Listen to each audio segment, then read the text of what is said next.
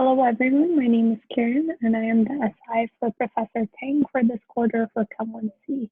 Today I'll be talking about chapters 14.6 to 14.8 as covered in lecture on Tuesday.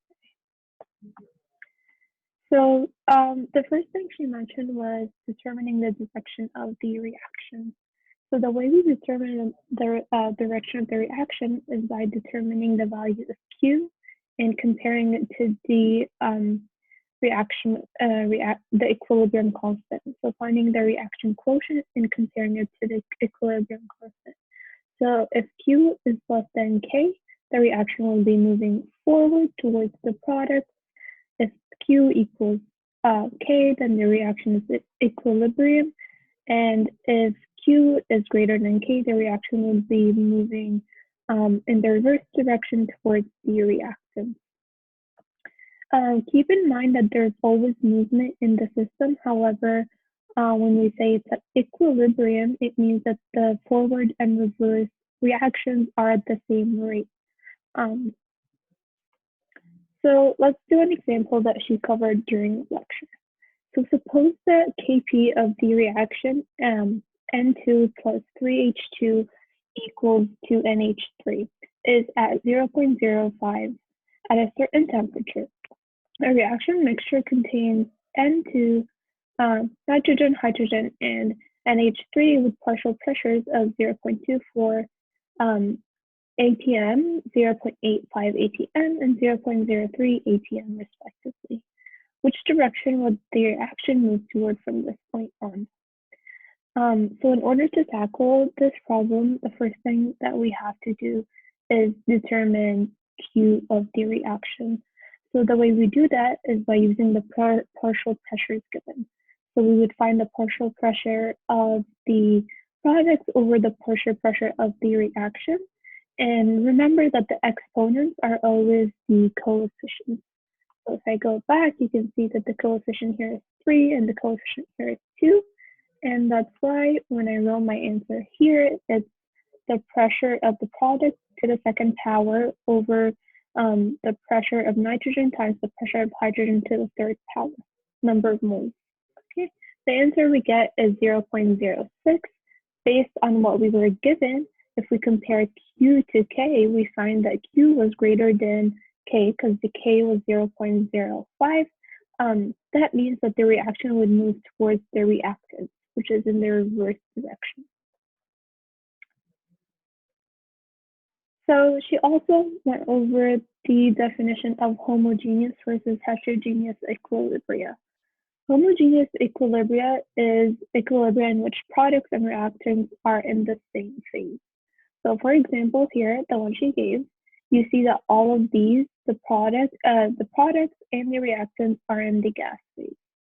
However, in heterogeneous equilibria, it's equilibria in which the products and the reactants are in different phases. So as you can see here, that calcium oxide is solid. However, the rest of the molecules in the equation are gas. So that is the difference between homogeneous and heterogeneous equilibria. So you might be thinking, why is that important? So it's important to note that the concentration of solids and liquids is constant, and it doesn't affect the equilibrium constant of an equation. So we do not include it in our calculations. However, if it's gas, make sure to always include it in your calculation. So let's see an example of that. So here, that was the same example we used for the heterogeneous equilibria. Usually, so you have solid, gas, and solid. Usually when you ask people to write the equation for this, to find the equilibrium constant, they would write it this way, right? So they would write the concentration of the product over the concentration of the reactant. However, this is incorrect because you guys included the concentration of the solid. The right way to write this is 1 over sulfate, right? Because it's the only gas in the equation. So this is the correct way of writing it. Now let's talk about Le Chatelier principle. So this principle says that a system at equilibrium responds to a stress in such a way that it relieves that stress. right? So stress can be defined as changing the concentration of the reactants or products, and if the temperature of the system is changed, which means that K is altered. When you change the concentration of reactants or products, that only changes the value of Q. However, if you change the temperature, K is altered. So the system acts in order to restore that equilibrium, and that usually increases the yield of the desired product. So how do we find, let's say you altered the system and you have stress. How would you find the new concentrations of the reactants and the product? So the way we do that is by setting up RICE tables. RICE stands for reaction, initial concentration, change, and equilibrium. And you set it up in a table form. So let's do an example, right? So let's say you have 2 NO2, and then that proceeds to equal N2O4. So here you have a volume of 1, and here you have a volume of 0.5, so half of it. So the volume is reduced by half. How do we find a new concentration of each compound that will relieve the stress on the system? So let's do the RICE table. So the initial reaction, when you set up the RICE table, so RICE, this is supposed to say initial concentration, sorry about that. So you have the reactant and the product. You have the initial concentration, which is given to you. Sometimes they give you only moles. So in order to find the initial concentration, make sure to do moles over liters. So you have 0.0620 and 0.00904, and you want to restore this to equilibrium. So here you will be taking away 2 moles of NO2, and that using the coefficient, you will only be adding whatever you take away from here, you have to add here. However, based on the coefficient ratio, if you lose 2 here, you'll only be gaining 1 here. So based on that, you would write the new expression here, the new moles per liter, the concentration of each reactant and product. So this would be 0.0620 minus 2x, and this one would be 0.00904 plus x. In order to solve this, it was also given that the equilibrium constant initially was 4.70. Or the equilibrium, 4.70. So you want to determine what value of x will help you reach this equilibrium constant. So in order to do that, you would take the concentration of the product over the concentration of the reactant, and you would use again the coefficients as exponents. So you would use 0.0904 plus x over 0.620 minus 2x to the second power, because we have 2 moles of NO2. And you would set that equal to the equilibrium constant. You would then use the quadratic equation.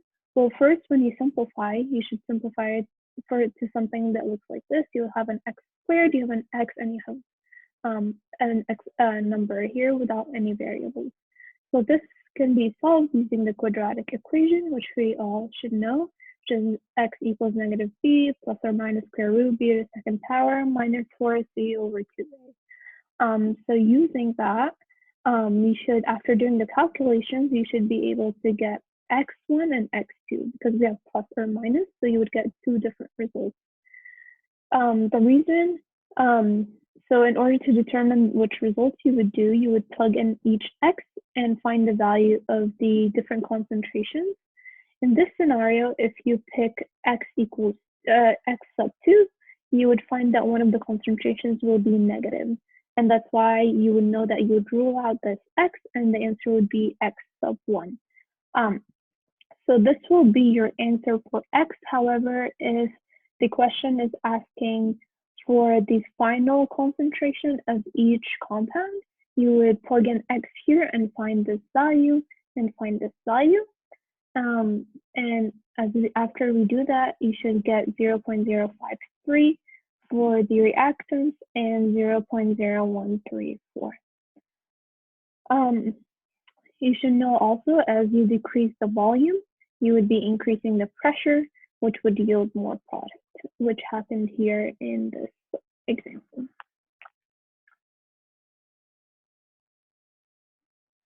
So here, let's do a summary of the principle that we just learned, right? So let's say you have this hypothetical equation, 2A in gas equals B. So reactant is A, product is B. So we're going to talk about the kind of stress, how the system responds to it, and the direction in which the reaction would go. So if you add more of A, the reaction will consume more of the product of the reactant A and will move to the right to yield more B. However, if you take away A, you'll tend to produce more A because you're lacking A, so the system will be shifting to the left. Now let's see what happens when you mess up with B. So if you remove B, you're not going to have enough B, so the reaction would want to move to the right and produce more B. However, if you add B, the reaction will be moving to the left because it will be consuming the B. Now let's talk about pressure. So if you compress the reaction mixture, as we saw in the previous example, you'll be reducing the number of moles and you'll be moving to the right to produce more of the product. However, if you increase the volume, you'll be increasing the moles of gas. Sorry, that's a typo right here. And that will make the reaction shift to the left. So that's basically what Professor Tang covered in the lecture on Tuesday. Please comment if you have any questions, and please come to office hours and we'll be more than happy to help you out. Thank you.